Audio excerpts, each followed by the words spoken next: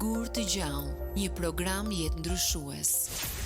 Ne na ka dërguar Jezus Krishti, na ka dërguar në këtë botë të kryem misionin e tij, shërbesin e tij, të shpallim ungjillin e Jezus Krishtit, të shpallim se ai është këmbi i jetës. Mbi te duhet themeluar jeta, jo mbi pasurinë, jo mbi karrierën, jo mbi lavdinë tënde, por mbi lavdinë e Jezus Krishtit, mbi këtë shkëmb. Le të gjejmë shpresën, kuptimin, besimin te Krishti, guri i themelit. Mesazhe nga shërbesa e pastor Shkëlqim Barakut, që vijnë çdo ditë në familjet tuaja në orën 18 dhe 10 përmes valve të Radio Emanuel. Le të ndërtojmë jetën tonë me gur të gjallë besimi, të themeluar në gurin e qoshes, Krishtin. Gur të gjallë, si të jetojmë çdo ditë për Krishtin.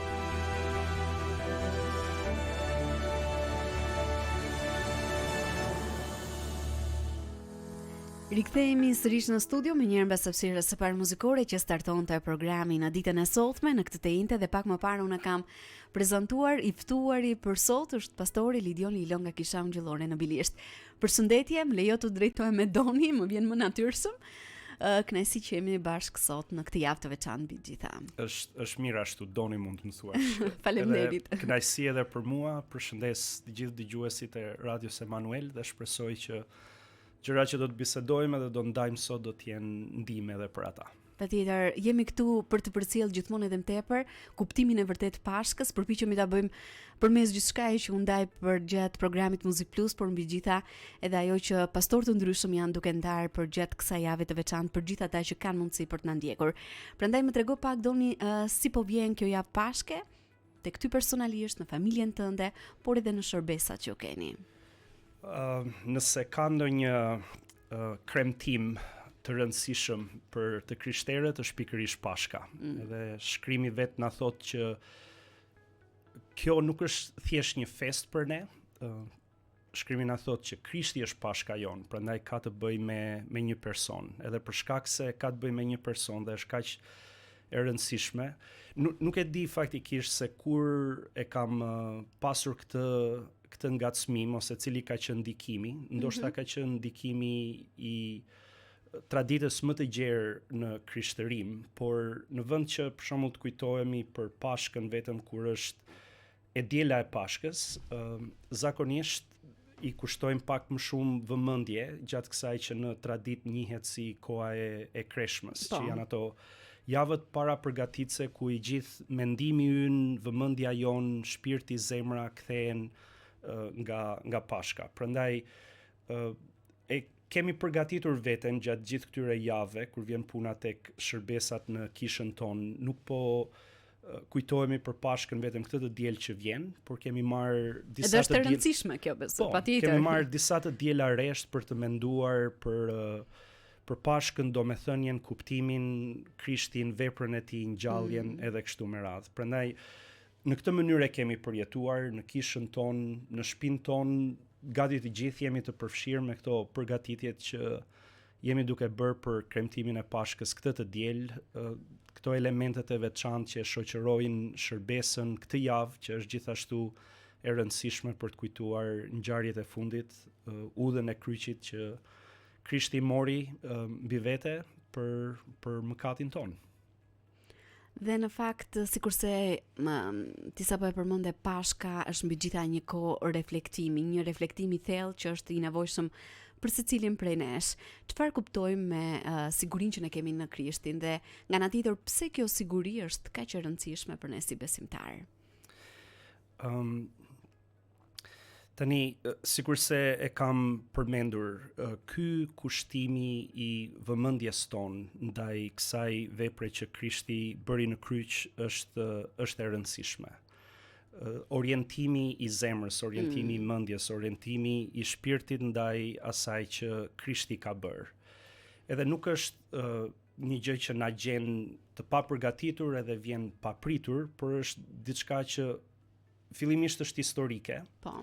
Kjo ngjarje ka ndodhur në histori, Krishti erdhi në Krishtlindje, njeri, edhe pastaj në 3 vitet e fundit jetës së tij që bëri shërbesën sikurse e tregon ai për t'i treguar atin botës, edhe në fund me synimin edhe syrin të themi kështu për të shkuar drejt kryqit.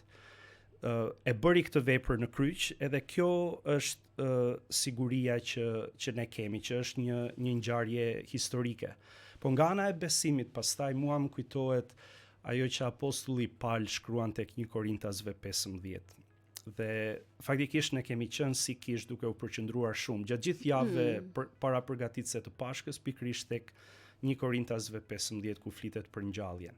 Edhe atje Pali pasi thotë që ka fakte për këtë, është një fakt historik, ka dëshmitar, mund të shkoni t'i takoni edhe sot, por thot këtë tjetrën që nëse Krishti nuk është ngjallur, atëherë besimi juaj është i kot, predikimi ynë është i kot edhe kështu me radhë. Prandaj siguria, meqense po flasim për këtë, është jashtëzakonisht shumë e rëndësishme, sepse nuk po flasim për diçka të thjeshtë, por po flasim për diçka mbi të cilin e vendosim të gjithë jetën edhe besimin ton. I kemi dhënë besën kësaj gjëje që Krishti është ngjallur prej së vdekuris. Edhe Pali thot, apostulli ai që e përhapi ungjillin, nëse ngjallja e Krishtit nuk ka ndodhur, atëre besimi ynë është i kot. Por për shkak se Krishti është ngjallur, atëre ne kemi një siguri të jashtëzakonshme. Jo sepse ne i besojmë, por për faktin sepse ai realisht është ngjallur. Edhe ta përsëris edhe një herë, sikurse Pali e thot, ka dëshmitar për këtë. Në atë kohë, edhe dëshmitarët e sotëm mendoj jemi ne. Jemi ne që i besojmë Krishtit, që e përjetojmë atë në jetën tonë, që është një dëshmi tjetër e Krishtit të gjallë. Ai jeton edhe qeveris jetën tonë. Nuk është vetëm thjesht një ide apo një bindje që kemi, diku ku vetëm thjesht duam që të bazojmë mendimet, emocionet, ndjenjat jetën tonë, por është një realitet që i përgjigjet. Prandaj kjo është siguria që kemi si besimtar. Fakti që Krishti u ngjall. Dhe në fakt nëpërmjet vdekjes, por dhe ringjalljes së Krishtit, Perëndia na jep një premtim të përjetshëm. Prandaj për gjithë ata që janë duke na ndjekur, por duke ndalur pak edhe tek aspekti personal, si e përjeton këtë siguri në jetën e përditshme? Dhe më pas, pse jo duke ju referuar edhe dëgjuesve? Patjetër, e mendoj kështu. Pashka na kujton për vdekjen. Na kujton për vdekjen e Krishtit, gjithashtu na kujton për ngjalljen e tij. Edhe kjo është gëzimi. Ky është gëzimi, kjo është siguria që kemi. Po nga ana tjetër, arrim të kuptojmë edhe dallojmë këtë që edhe shkrimi e bën shumë të qartë. Ditët për gjithë ne janë të numëruara. Për disa prej nesh, për shkak të moshës së madhe, fundi, takimi me Zotin është më afër, për të tjerë është më larg, por realiteti është që askush prej nesh nuk e di kur do të jetë, momenti kur ne japim atë frymën e fundit.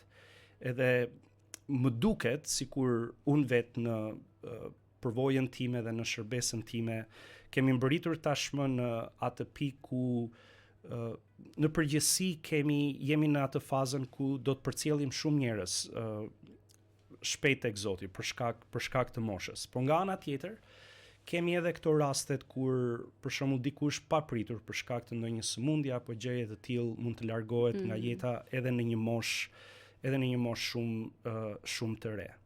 Prandaj kur mendojmë për përjetimin e jetës tonë, nga njëra anë jam i ndërgjegjshëm për këtë, që ne i kemi ditët e numëruara në këtë anë të qiellit, po nga ana tjetër për ta lidhur me temën që po flasim, kemi sigurinë te Krishti.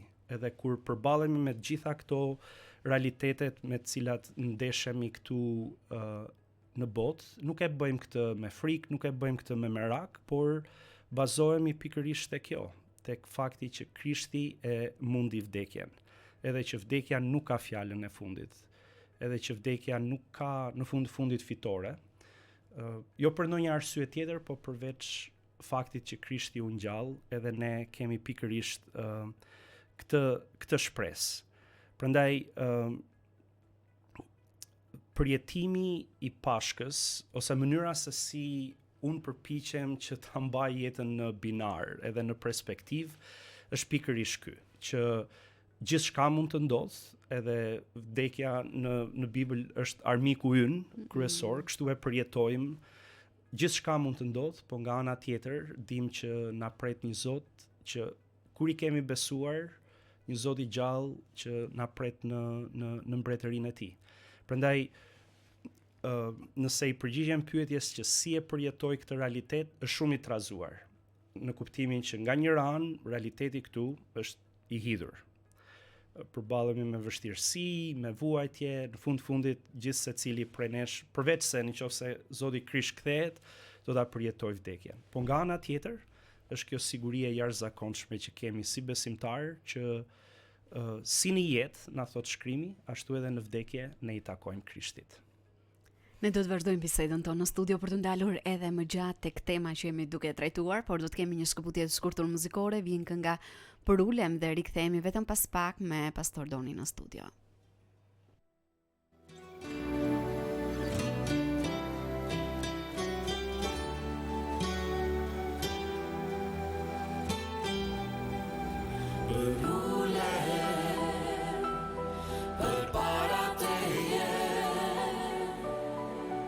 Se me dashuri më ke mbuluar me anë të gjakut të atje në rysht më katin ti ke pastruar sa i humbur unë pas kam qënë me qiri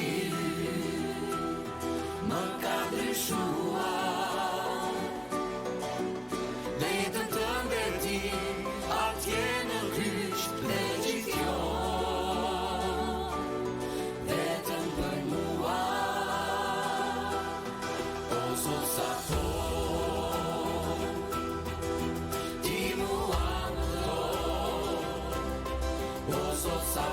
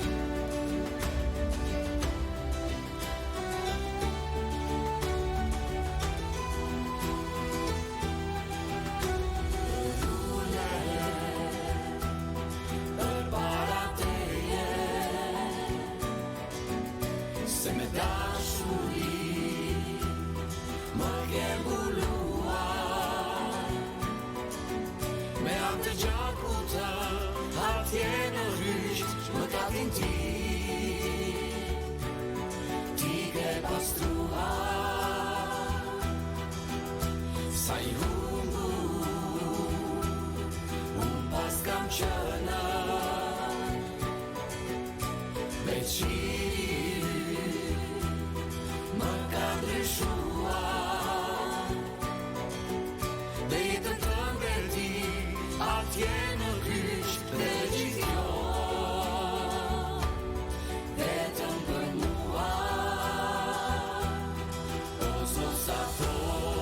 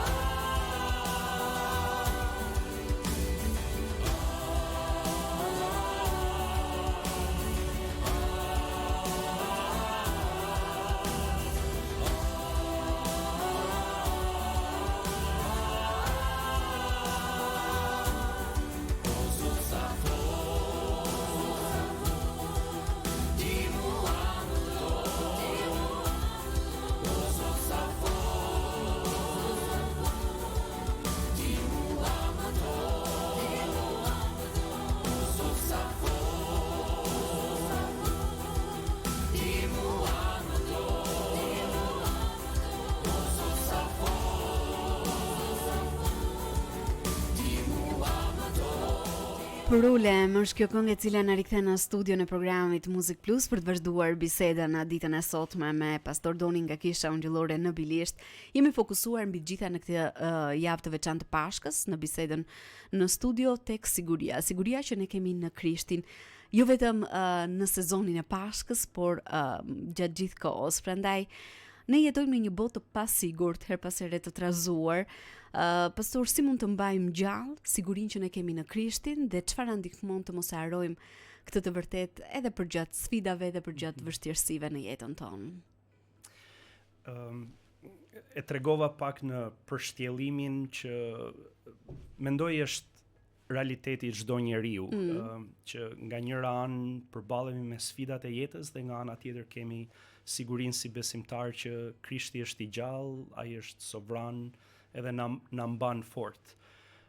Por edhe në mes të gjitha këtyre gjërave, kur mendoj, sidomos për besimtarin, si duhet që ta mbajmë këtë shpresë të gjallë, e para është që të jemi të fokusuar, të mbajmë në mendje edhe shpirtin ton ta kemi të orientuar ndaj së vërtetës së fjalës së Perëndisë.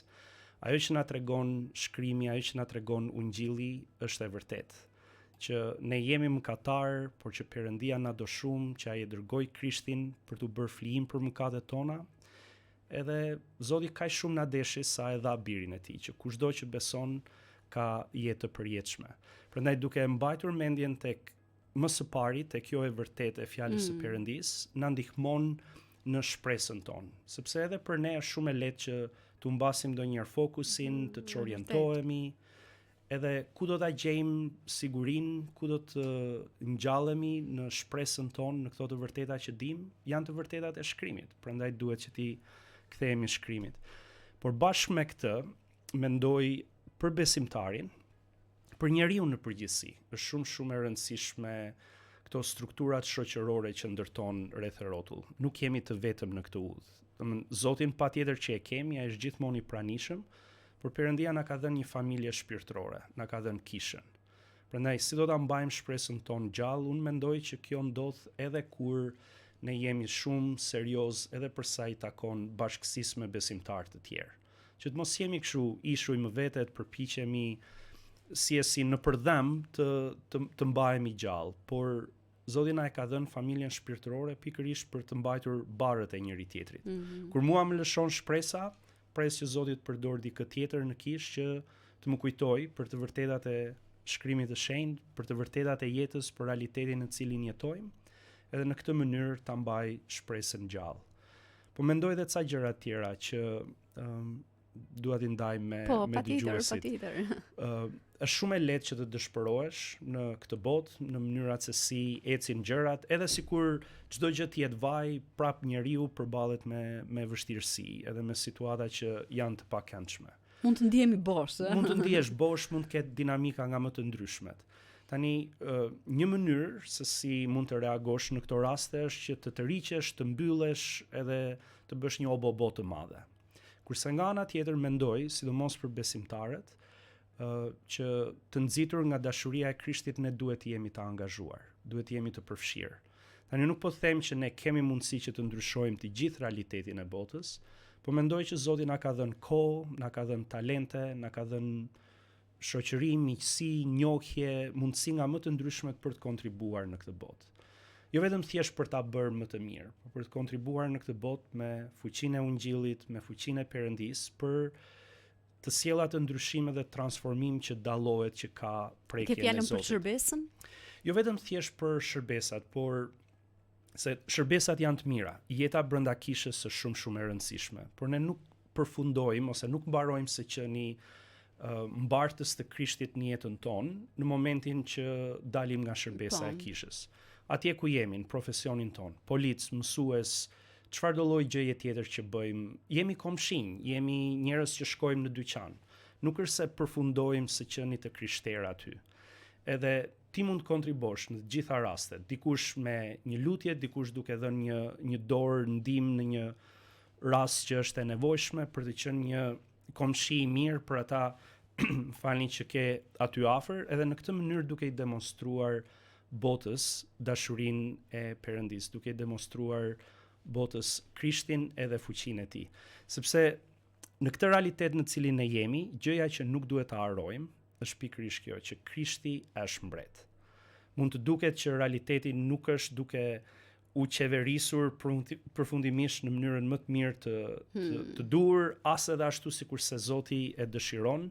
Ne dim që vetëm kur Krishti të kthehet, atëherë do të jetë momenti që s'do të ketë më lot, vuajtje, dhimbje, vdekje edhe pasiguri.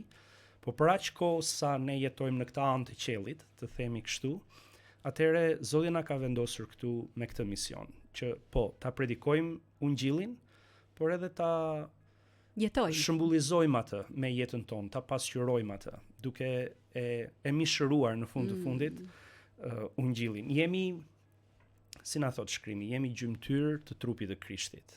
Krishti fizikisht nuk është këtu, por ka kishën e tij. Edhe kudo që gjendet kisha, Krishti është i pranishëm, edhe ai pret që ne të jemi duke ndryshuar këtë realitet në të cilin ne qëndrojmë me fuqinë e tij.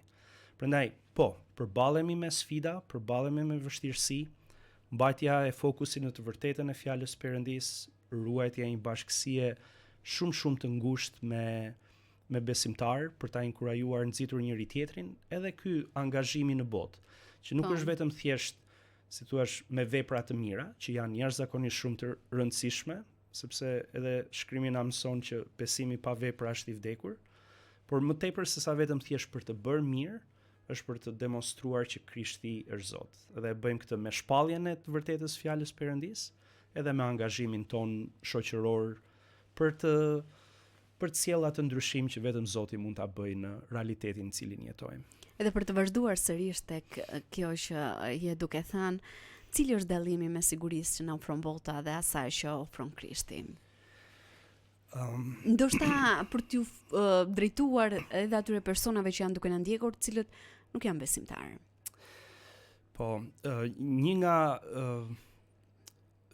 pyetjet në Ungjill që më tërheq që jashtëzakonisht shumë vëmendjen, edhe që e mendoj ndonjëherë, ja meqense jemi në media, në radio, mund të jetë një emision shumë i mirë, nëse i vendoset ky titulli ose nën këtë moto bëhet një emision. Po, presim ide. Që i përgjigjet pyetjes, cili do të ishte përfitimi i njeriut, nëse fiton të gjithë botën edhe u mbet shpirtin e vet. Edhe mund të kapen aspekte nga më të ndryshme, por lidhur me çështjen që po diskutojmë. Ndoshta edhe bashkë mund ta zhvillojmë në një bisedë tjetër. Unë nuk po sugjeroj ndonjë gjë, vetëm thjesht për t'ju përgjigjur. Jo, pse jo, njerëzit kanë nevojë të dëgjojnë. Po për t'ju përgjigjur kësaj pyetjes që si dallon siguria që kemi në botë me sigurinë që kemi në Krishtin. Cili do të ishte përfitimi i njeriut, sikur në këtë botë të kishim gjithçka, edhe shpirti ynë të ishte i humbur. Në një kuptim tjetër ose në një mënyrë tjetër në shkrim na thuhet ku jemi duke i mbledhur thesaret. Edhe unë nuk duhet të tingëlloj sikur në këtë anë të qiellit njeriu nuk duhet që të vras mendjen për asnjë gjë. Unë jam bashkëshort, prind, pastori një kishe, përgjegjësi të jashtëzakonshme. Prandaj kemi nevojë që të kujdesemi për jetën me bollëk që Zoti na ka dhënë. Edhe duhet që ta bëjmë këtë në mënyrën më të mirë të mundshme. Prandaj krishteri duhet që të përpiqet edhe më shumë për shkak se është i krishterë, të punojë mirë, të jetë një qytetar i mirë edhe kështu me integritet edhe të gjitha këto, në mënyrë që për aq sa varet nga ne kemi mundësi që të jetojmë një jetë të begat këtu. Por prap, se këto janë çështje këndvështrimesh, botë kuptimesh. Nëse do të kishe mundësi që ta fitoje të gjithë botën, çfarë përfitimi do të kishe nëse nga ana tjetër nuk ke shpirtin të shpëtuar, nuk ke jetën tënde në Zotin. Edhe sa do të zgjaste, do të pyes. Po, i kemi ditët e numëruara, e kemi thënë këtë. Prandaj, siguria që ne kemi në Krishtin është kjo, që jeta jon e amshuar është me të kur e kemi besuar atë në këtë anë të qiellit. Le të punojmë, le të mundohemi me mishe me shpirt në këtë anë të qiellit, po të sigurohemi që për aq sa kemi jetë, të kemi mundësi të zgjedhim për t'i thënë Krishtit po me jetën tonë, edhe të fillojmë të mbledhim edhe thesare në qiell. Sepse gjërat që do të grumbullojmë në këtë botë sido që të jetë, janë të përkohshme. Edhe si besimtar, mund të kemi këndvështrimin më të mirë dhe trajtimin më të mirë të gjërave në këtë anë të qiellit, por ato nuk janë siguria jonë. Ne do të largohemi një ditë nga kjo botë dhe e rëndësishme është në atë moment çfarë kemi bërë me Krishtin për aq kohë sa kemi qenë gjallë. Dhe duke qenë se unë vetë jam besimtar në Krishtin, do dua që ta sfidoj dëgjuesin që të mos e lër këtë për një moment tjetër. Për thënë që dikur më vonë do të filloj të mendoj për Krishtin kam edhe nëse jam i ri. Edhe mundet që të kesh kohë, mundet që të kesh 100 vjet jetë. Por sa më bukur do të ishte që këto vitet që Zoti të ka dhënë ti kalosh edhe në këtë anë të qiellit duke dashur edhe nderuar atë me jetën edhe me mundin tënd. Në vend që ta kalosh jetën sidoqoftë me siguritë që kjo botë ofron, edhe të mos vish kur te ky momenti kur vendos për Krishtin. Por edhe aty kur je përpara atij momenti për të vendosur për Krishtin, dëgjuesi dashur, trego i urtë. Mos e anashkalo, mos e shpërfill, mos thuaj nuk është për mua, por mendoje mirë sepse është një çështje në kuptimin e vërtetë të fjalës jetë a vdekje. Çfarë do lloj gjëje që mund të kemi në këtë botë, është e përkohshme, nuk e marrim dot me vete, nuk është kjo siguria e vërtetë. Siguria e vërtetë që kemi është ajo që vetëm Krishti na ofron. Jeta e amshuar në praninë e tij. Ne do të kemi edhe një tjetër shkëputje të shkurtër muzikore për të vazhduar edhe për të ndalur edhe tek diçka e fundit pas pak, por në këtë momente ju ftoj të ndiqni këngën Kjo botë kërkon për një ero nga Gloria Nure. Rikthehemi vetëm pas pak në studio. Për një ero por më të madhin njohim ne, i plot fuqish mi mbretën,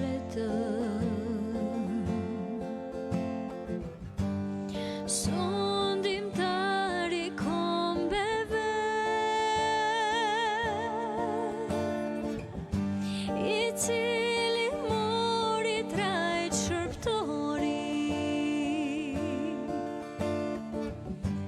dhe vdi që ne të gjejmë shpëtim. Shpalim qartë, thërasim me zet lartë, ai është kampioni, fitimtar. Ne shpalim qartë, thërasim me zet lartë, ai është kampioni.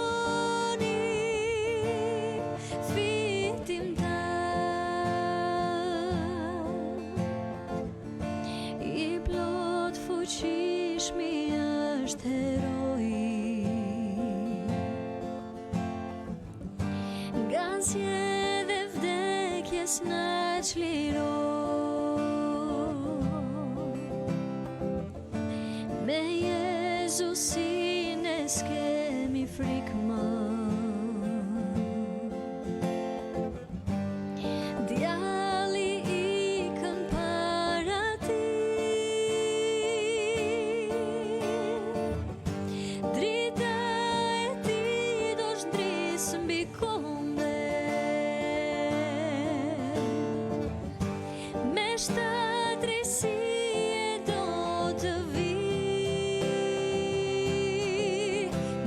Shpalim qartë, thërasim me zet lartë, ai është kampioni, fitimtar.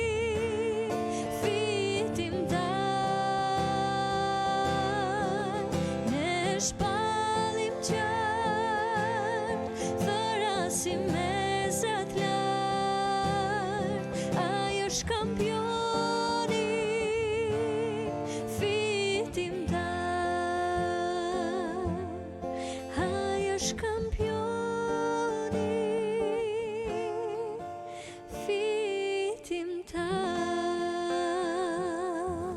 Rikthehemi në studio për të vazhduar bisedën në ditën e sotme në këtë teinte drejt për së drejti në valët e Radio Manuel përgjatë programit Muzik Plus në këtë javë të veçantë të Pashkës me Pastor Donin. Dhe jemi duke ndalur tek siguria që patjetër ne kemi në Krishtin, jo vetëm në këtë periudhë pashke, por në çdo moment të jetës sonë. Prandaj dua të pyes pastora, ka ndonjë rrezik që ne si të krishterë ndonjëherë të ngatrojmë sigurinë në Krishtin me një lloj rehatie apo mungese përkushtimi, dhe nga ana tjetër si të ruajmë besimin të gjallë pa u bërë të vetkënaqur, sepse kjo është edhe natyra jonë njerëzore. Ndodh që ndonjëherë të themi po jam shumë mirë, tani s'kam nevojë për të bërë gjëra të tjera. Ose kam dhënë maksimumin tim, kaq mund të bëj këtu. Tani për besimtarin është mirë që ta ketë këtë rehatin e sigurisë që kemi në Krishtin. Do të ishte e tmerrshme nëse besimtari nuk është i sigurt edhe nuk qëndron në këtë prehjen, ta quajmë më mirë kështu, edhe rehatin që na jep jeta në Krishtin. Por kjo është vetëm njëra anë e monedhës. Këto kohët e fundit, është bërë ca kohë faktikisht që më ka tërhequr vëmendjen një merak ose një shqetësim i apostullit Paul. E gjejmë këtë tek 1 Korintasve 15 dhe e kam të freskët sepse sikurse e përmenda, kjo ka qenë pjesë e shkrimit tema që që jeni ndalur. Po, jemi ndalur gjatë gjithë këtyre javëve të para përgatitjes për Pashkën. Por kapitullin 15, në cilin Pali flet për ngjalljen e Krishtit, e mbyll në fund fare me një varg shumë interesant. Edhe ai shprehet kështu. Pasi ka folur për ngjalljen, thot: "Kështu o vëllezër, duke ju drejtuar gjithë kishës, qëndroni të fortë e të palëkundur dhe përparoni për herë në veprën e Zotit, duke e ditur se mundi juaj për Zotin nuk do të shkojë dëm." Tani, ai e lidh jetën tonë me një lloj mundi. Edhe kur u shkruan kishës në Selanik gjithashtu, edhe atyre ju shpreh një lloj meraku, thot: "Ka merak se mos mundi ynë ka shkuar dëm." Që do të thot Pali dëshiron që besimtarët të jenë të sinqert në besimin e tyre, të mos jenë të vakët, mos jenë të duken sikur, por të mos jenë realisht të tillë në shpirt, në zemër, në përkushtimin e tyre ndaj Perëndis. Prandaj në këtë kuptim, ndërsa nga njëra anë duhet që të kemi të gjithë prehjen edhe rehatin në sigurinë e Krishtit, duhet që gjithashtu të jemi shumë vigjilent në mënyrë që e gjitha kjo të mos jetë një mundim i kotë. Edhe në kuptimin që ti mund të rehatohesh kaq shumë sa nuk lëviz gishtin për asnjë gjë. Për shembull, nuk merakosesh për ata që ende nuk kanë dëgjuar për Krishtin, ose nuk merakosesh për ata që kanë nevojë për një ngushëllim real dhe të vërtet nga Perëndia. Jo vetëm thjesht me fjalë, por sikurse kam përmendur, edhe përmes këtyre angazhimeve që ne duhet të kemi thjesht sepse jemi bijtë e Perëndis, fëmijët e Perëndis. Prandaj, edhe shumë rehat nuk duhet që të qëndrojmë si besimtar, nuk duhet që të na mbaj vendi, duhet që të mundohemi. Tani, mundimi, edhe kur mendon për apostullin Pala, i flet kaq shumë për gjithë gjërat që ka hequr, duke u munduar që si të shikoj njerëzit që të vinë te Krishti. Prandaj mundimi ndonjëherë do të vijë edhe me vështirësi edhe kështu me radhë, por në asnjë rast mundimi nuk është i yri. Edhe nuk është se ne këtë mundim e harxojmë nga vetja. Por gjithçka që duhet që të harxojmë nga vetja vjen përmes asaj që puna që Perëndia ka bërë më së pari në jetën tonë. Dhe faktikisht, për ta thënë edhe në këtë mënyrë, ne nuk do të kemi mundësi që t'ju japim njerëzve dhe botës ndonjë gjë që Perëndia më së pari nuk na e ka dhënë. Vërtet. Ne. Prandaj vetëm kur Zoti na ka fuqizuar dhe furnizuar me të vërtetën e Tij, me talentet, me gjitha gjërat që Zoti na jep për të ndikuar në këtë botë, vetëm në atë mënyrë do të sjellim transformimin që Zoti dëshiron përmes fuqisë edhe mjeteve të Tij. Prandaj them që nuk duhet që të rehatohemi kaq shumë. Nëse mund ta them në një mënyrë tjetër, kemi një këngë, është disi e vjetër. Edhe një nga fjalët e asaj këngë është që Zoti I do edhe të mjerët në errësirë, ndërsa ne besimtarët flem në dritë. Edhe është një metaforë e jashtëzakonshme, sepse ti mund të reatohesh kaq shumë, mund të flesh në dritë. Ti për veten tënde e ke sigurinë, e ke jetën në Krishtin. Unë kam bërë pjesën për veten time dhe Po, kaq. edhe mundet që të flesh në dafina. Tani,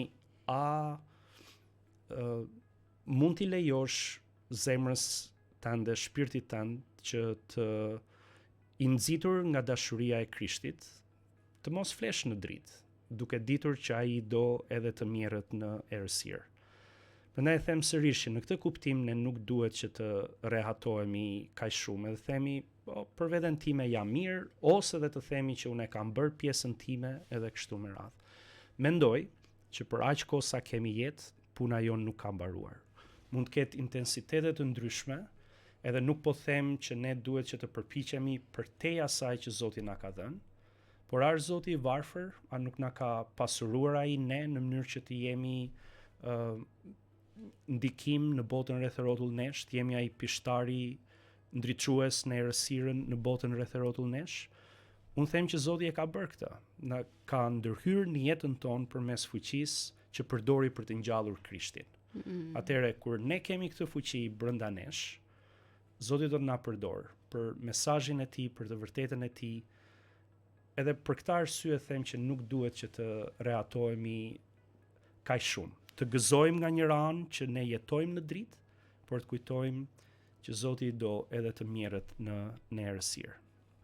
Dhe duke qenë se pak nga pak po mbrim edhe në fund të bisedës sonë në studio në këtë Pashkë, edhe me qenë se folëm për sigurinë, cili do të ishte mesazhi që ke për dikë që ndoshta është duke na ndjekur, por që ndjeti pasigurt, mund të jetë I lënduar, ose ndjen që Zoti mund të jetë larg, prandaj si mund të gjejnë ata sigurinë e vërtet në Krishtin, e ringjallur, jo vetëm në këtë sezon, e kam përmendur shpeshherë këtë, sepse ne vërtet përkujtojmë veprën e Krishtit në kryq, kryesisht gjatë këtij muaji të veçantë para përgatitjes së Pashkës, por është e rëndësishme ta kujtojmë këtë çdo ditë të jetës sonë. Ke drejt Kela që kremtimi I Pashkës është në një moment të caktuar, por përderisa Pashka ka të bëjë me një person, me Krishtin, që është I gjallë 24 orë, 7 ditë I javës, do të thotë që ky realitet është I përhershëm, edhe është I përjetshëm. Madje unë ja kujtoj edhe kishës në Bilisht kur mblidhemi të dielave që ky është realiteti në cilin ne jetojmë. Ne jemi një komunitet që kremtojmë Krishtin e gjallë sa herë që mblidhemi. Madje jo vetëm të dielave kur mblidhemi, edhe në ato momentet tona personale me të. Gjithkohon. Por duke menduar për njerëz që janë të pashpresë ose të lënduar, ajo që mund të them është që nuk është çudi, ky është realiteti I botës tonë. Gjithkush prej nesh mund të gjendet në një moment që duket si pa rrugdalje, nuk ke ku të përplasësh kokën, themi në gjuhë popullore, nuk ke shpresë, je I lënduar, je I vrar. Realiteti është që jeta në këtë kuptim është lehtësisht zhgënjyese. Ne kemi ëndra, kemi dëshira nga më të ndryshmet në jetën tonë, edhe nuk I përmbushim. Unë do të thoshja që është e rëndësishme edhe të jemi të urtë për të dalluar se çfarë janë ëndrat që ja vlen, çfarë janë ato aspiratat që ja vlen në jetë.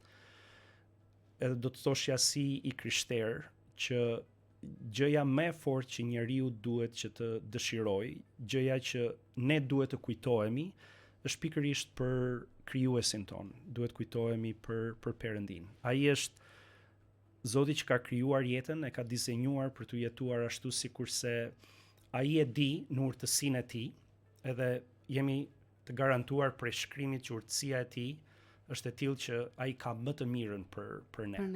Prandaj nuk duhet, nuk duhet ta shikojmë këtë si një lloj kufizimi apo pengese, t'ia japim jetën një perëndije që nuk do di se çfarë të bëj me jetën tonë. Ta mendojmë nga ana tjetër që nëse ëndërrojmë më të mirën për veten tonë, Perëndia e ka shumë fish më të mirën në mendje. Prandaj për të gjetur siguri, për të gjetur një vend ku edhe I lënduar mund të gjesh ngushëllim edhe të gjesh shpresë, unë do t'i thoshja dëgjuesit të radios që të kthej vëmendjen, shpirtin, zemrën, mendjen ndaj Perëndis. Tani, nëse pyetja është po pse edhe çfarë ka bërë, se ne jemi edhe si natyrë, si njerëz pak çfarë ka për mua këtu, nga një ranë edhe skeptik nga ana tjetër. Pashka na kujton pikërisht atë që Perëndia ka bërë. I ardhur midis nesh, ai erdhi Krishti si njeri me synimin drejt kryqit. Sa herë në Ungjil na thuhet që Jezusi u sigurua që t'ua bënte me dije dishepujve të tij përse kishte ardhur. Çdo Ungjil, 4 ungjit, tregimet e Ungjillit që kemi, të paktën nga 3 herë e përmendin Jezusin që deklaron tek dishepujt e tij, po shkojmë në Jeruzalem, do të arrestohem, do të më dënojnë me vdekje, do të shkoj në kryq, por të tretën ditë do të ngjallem. Krishti e dinte këtë, e kishte këtë vedije se përse kishte ardhur edhe çfarë do të bënte. Tani, ai e bëri këtë pikërisht për na dhënë ne njerëzve mundësinë që mëkati ynë të lahet, faji ynë të shlyhet, edhe duke i besuar Perëndis të kemi paqe me të. Tani, nëse kemi paqe me Zotin, me Perëndin, me atë që na ka sjellë në jetë, e di që kjo nuk do të thotë në mënyrë automatike largimin e të gjitha shqetësimeve, halleve, edhe lëndimeve që mund kemi në jetë, po kemi një vend ku të strukemi. Është si puna e atij fëmie që vjen duke qarë nga shkolla apo nga një lojë që ka bërë me shokët e tij në lagje, është i lënduar, edhe është e rënd, por shkon tek si thua tek strofa e vet, tek prindrit e vet, tek shtëpia e vet, edhe atje ngjen ngushëllim. Nëse ky është një imazh i bukur i jetës, të dim që kemi një atë, Perëndin, që na do me një dashuri shumë fish më të madhe se sa unë mund t'i dua fëmijët e mi. Prandaj kur shkojmë atje, edhe strukemi, edhe gjejmë vend tek Perëndia, atëre nuk po them që shqetësimet e jetës largohen, por po them që kemi një vend ku të gjejmë këndvështrim, perspektivën e dur për të gjitha ato vështirësitë me të cilat ndeshemi dhe përballemi në këtë jetë. Vetëm në Perëndin kemi shpresë. Edhe në përfundim të bisedës sonë në studio, cili do të ishte një urim që ke për gjithë ata që janë duke na ndjekur në këtë Pashkë? Zakonisht urohet gëzuar Pashkën. Disa njerëz këto kohët e fundit edhe më kanë kritikuar që pse jam kaq specifik, edhe them Pashkën edhe jo Pashkët. Tani sikurse është edhe për Krishtlindjen kjo. Po, tani Pashkët në kuptimin që e festojmë Pashkën çdo vit, në atë kuptim bëhen shumë. Prandaj mund të themi gëzuar Pashkët. Por nga që është një Pashkë, Krishti, edhe është një fest, zakonisht themi gëzuar Pashkën. Por me preferuara ime është kjo. Për shkak se Pashka jon është Krishti, në vend që të themi gëzuar Pashkën, unë them gëzuar Krishtin. Të falenderoj vërtet për gjithçka që ke ndarë në ditën e sotme. Gëzuar Pashkën dhe kalofshi një kohë të bekuar në familjen tuaj, në kishë edhe në gjitha shërbesat që keni. Shumë faleminderit, gëzuar edhe ju, gëzuar gjithë dëgjuesit e radios, gëzuar Pashkën, gëzuar Krishtin. Të falenderoj, pastor, të uroj një ditë mbar në vazhdim. Ne përfundojmë bisedën në ditën e sotme në këto momente. Do të shkëputemi për të ndjekur një tjetër hapësirë muzikore dhe rikthehemi së bashku pas pak në valët e Radio Manuel në programin Muzik Plus.